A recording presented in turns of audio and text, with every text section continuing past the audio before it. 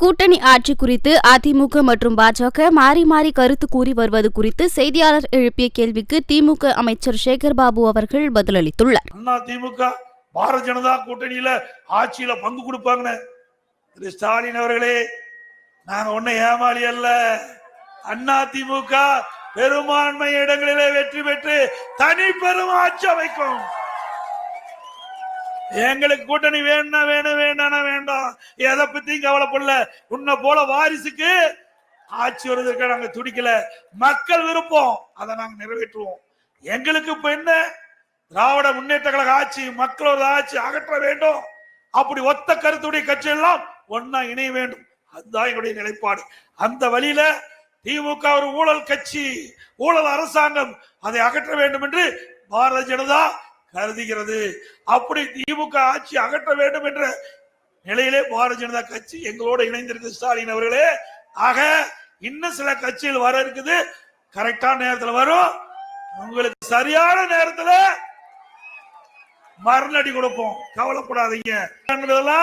பகல் கனவாக இருக்கு. ஸ்டாலின் அவர்களே, 200 சீட்ல ஜெயிக்கிறீங்க.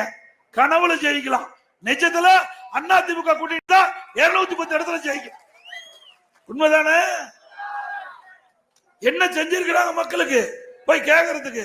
இன்னைக்கு விலைவாசி உயர்ந்து போச்சு. முன்னை முட்டுக்கிட்ட அளவுக்கு விலைவாசி உயர்வு. கட்டுமான பொருட்கள் இனிமேல் கனவுல தான் வீடு கட்டிக்கும். இனிமேல் கனவுல வீடு கட்டி மகிழலாம். அதை மக்கள் பெரிதும் பாதிக்கப்படுகிறார்கள். கடல் நீர் உள்ளே வருவதற்கு ஆன வாய்ப்புகள் நிறைய இருக்கிறது. அந்த தண்ணீரிலே மாற்றம் ஏற்பட்டால், அது மாசு ஏற்பட்டால் பொதுமக்களுக்கும் அது அபாயம் விளைவிக்கும், விவசாய மக்களுக்கும் அது பாதிப்பு ஏற்படும். ஆகவே தமிழக அரசு இந்த உத்தம சோழபுரத்தில் கட்டப்படும் அணையை தடுத்து நிறுத்தி பூதங்குடி கிராமத்தில் கட்டப்பட வேண்டும் என்ற கண்டனத்தை நாங்கள் வைக்கிறோம்.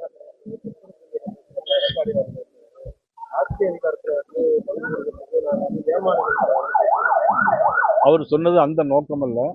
நீங்க பிரஸ்ல எது கேட்பீங்க எனக்கு நல்லா தெரியும்.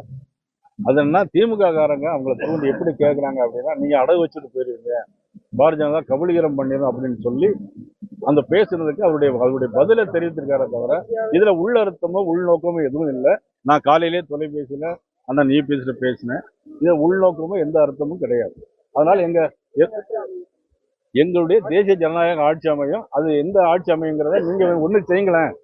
நம்ம முதலமைச்சர்கிட்ட போய் நீ யாருமே நான் எத்தனை தடவை சொல்லிட்டே இருக்கிறேன், ஒருத்தரும் கேட்கவே மாட்டேங்கிற. என்ன எல்லாரும் எங்க பக்கமே திரும்பிடுறீங்கன்னா, யார் முதலமைச்சர் சொல்லி கேட்கீங்களா இல்ல நீங்களா கேட்கிறீங்களா? எங்களுக்கு சந்தேகம் வந்துருக்கு. என்னன்னா, கூட்டணி ஆட்சியா என்ன இதுல உங்களுக்கு வரப்போகுது? எங்களுக்கு திமுக ஆட்சியை வீட்டுக்கு விரட்டணும், அவ்வளவுதான். வேற என்னங்க?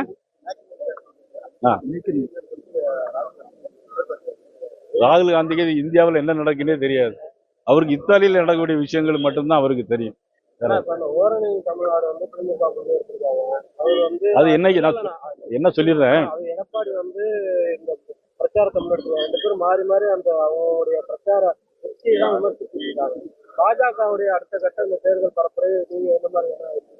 நாங்க தேசிய ஜனநாயக கட்சி கூட்டணி அதிமுகவோடு நாங்கள் இருந்துட்டு இருக்கோம். நாங்க எங்களுடைய செயல்பாடெல்லாம் தேர்தல் முன்னோக்கி மக்கள் பிரச்சனை முன்வைக்கிறது ஒண்ணு. ரெண்டாவது, எங்க பூத் லெவல்ல நாங்க இப்போ பூத்தை வலிமைப்படுத்துறதுக்காக எங்களுடைய பூத்தை நோக்கி எங்களுடைய பயணங்கள் இருந்து கொண்டிருக்கு. அதை பத்தி நீங்க அதை பத்தி கவலையே பட வேண்டாம். அது சந்தர்ப்பம் வரும்போது உங்களுக்கு கரெக்டான தெளிவான பதிலை நாங்க ரொம்ப கவலைப்படாதீங்க. சுற்றலுக்காக மருத்துவ சிகிச்சைக்கு சென்றிருக்கின்றார்.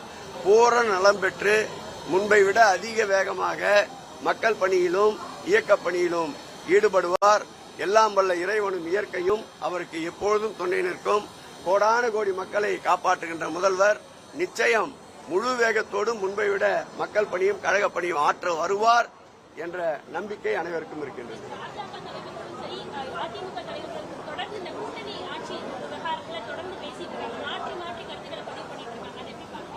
மாற்றி மாற்றி பேசுகின்ற கட்சிகளுக்கு பெயர் தான் பாரதிய ஜனதா அதிமுக. நீங்க பாத்துக்கீங்களா?